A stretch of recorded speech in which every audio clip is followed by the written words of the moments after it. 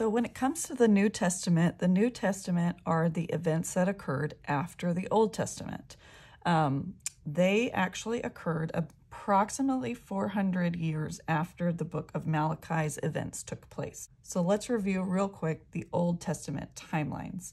So we've got 39 books in the Old Testament.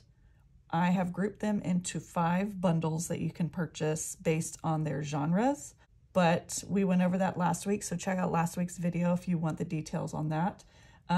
We've got the Pentateuch and the history books are pretty much go in order, and then these wisdom, poetry, and prophet books are sprinkled throughout these history books to tell more details of the characters and the stories in the Old Testament. So then we have the New Testament. This Old Testament is when they talk about coming Messiah, and the Christians believe that Jesus Christ was that Messiah that came. So Matthew, Mark, Luke, and John are the first 4 books of the New Testament. And those 4 books tell the exact same story from 4 different viewpoints.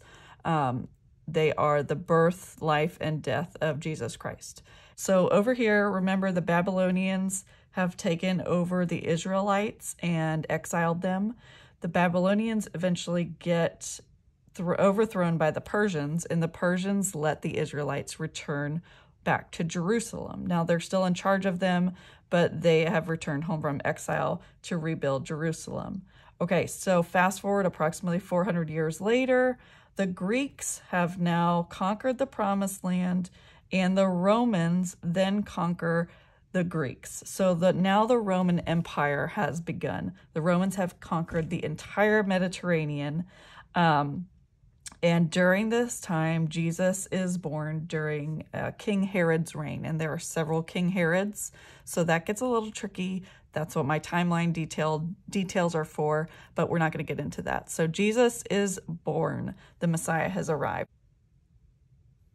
Matthew and John are actually 2 of the apostles that lived in Jesus's time. Matthew tells his version of what happened, and so does John. They have a little bit different take on events, different emotions towards things. So it's great to have those 2 viewpoints.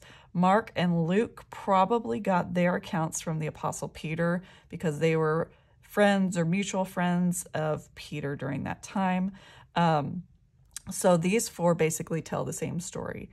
Now, these all end with Jesus raising from the dead, and then going into heaven and giving the Great Commission, go and make more followers. And Acts picks up where these leave off. Luke is the one that writes Acts. So Luke continues the story, and I love the book of Luke. It's very long and detailed. It gives a lot of details, and so does Acts. So he picks up for what happens after Jesus goes into heaven. So this is the start of the early church. You have what happened since Judas has died and betrayed Jesus. He's replaced by another apostle, and then the Holy Spirit comes and they start adding numbers to the church and people who are baptized, and the gospel spreads. You might have heard of a man named Saul who persecutes all these Christians. He's actually a Jewish leader. He's born in Rome, and he's a Pharisee, and he's persecuting these new Christians, including the apostles, and watches as they're getting killed and thrown in prison. Well, Jesus, after he's already in heaven, approaches Saul through on the road and asks him, "Why are you persecuting my people?" He blinds him. Miraculously, he is healed and repents and turns into the man we know as Paul. So Saul becomes Paul. He's renamed, and he takes it upon himself to live the rest of his life making it up to God, basically. He's going around, and instead of persecuting Christians, he's gaining new Christian followers, and he becomes one of the biggest missionaries of the New Testament. So the reason I bring up that detailed story about Paul is because the majority of the books in the New Testament are actually Paul writing letters to people that are new Christians or churches that are having struggles, and kind of tells them, this is what God has told me to tell you. This is the correct way to interact with each other. This is how Christians should be.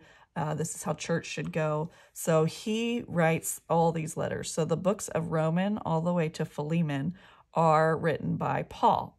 Now remember, Paul is the man that meets Jesus and converts after Jesus's death. So this goes on to further the events of Acts and gives more details of what's going on in the book of Acts. But Acts is the main book of everything that happened in the history of the early church. So in addition to Paul, the last books of the Bible, Hebrews through Revelations, are some of them are words of advice to a person or other letters to people. But they are not written by Paul. They are written by other people. And all of these people that write these were either apostles of Jesus, or they were men in Jesus's life, or early helpers or leaders in the ministry. So Hebrews, they don't know who wrote that. It might have been a companion of Paul that wrote that. James is written by Jesus's brother, but he ended up becoming one of the leaders of the early church, as did Peter, who wrote 1st and 2nd Peter. He was an apostle of Jesus as well. 1st, 2nd, and 3rd John is written by the same John that wrote the Gospel of John. That's the Apostle John. And he also wrote the book of Revelation. Revelation is not a letter. It's a account of a prophecy, a vision that John the apostle got from Jesus about the end times. It's a super complicated book, but that's going to be the last book that I create for you, or timeline that I create for you guys to go through. So I'm really excited to dig into that one. And the one book that I did skip right here that I've combined with the timeline that I made for 1st, 2nd, and 3rd John, because these are all like 1 or 2 page books, as is Jude. I've combined them into one product, but Jude is written by possibly Jesus's half-brother named Jude. So the New Testament is a lot more straightforward. It's these 4 books tell one story, followed by this story, and these are the letters and things that occurred in this book of Acts. So it's a lot more straightforward than the Old Testament timeline. However, I do understand that that is still a lot to take in, especially when you add it on to the knowledge that I gave you about the Old Testament last week.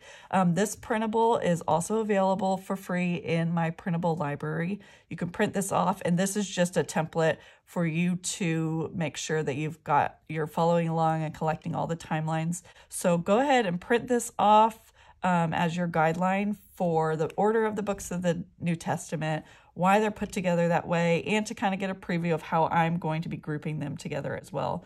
And then I want you to make sure to grab that Old and New Testament bundle that I talked about last week, and that is all the details of every single, like a quick sentence of every single book of the Bible in here, and the order that they were written in and occurred gives you just a little more clarity on what I've explained right here. But these are the free versions, and the more detailed version I've got in my shop, Old New Testament summary, and that's only $4.